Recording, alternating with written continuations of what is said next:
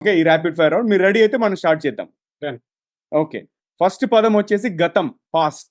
పాస్ట్‌లో మరి ఇప్పుడు నేను పుట్టింది చిత్తరంజన్‌లో. రైల్వే హాస్టల్ చిత్తరంజన్‌లో 60లో. ఓకే. అక్కడి నుంచి పెద్ద ప్రస్థానం ఉంది. Next future.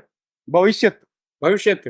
ఎందుకంటే దీనిలో 2, 3 రకాలైన జాబులుంటాయి. ఒకటే మనం ఏం చేయదలుచుకున్నాం వ్యక్తిగతంగా అంటే ఇప్పుడు పని చేసాం.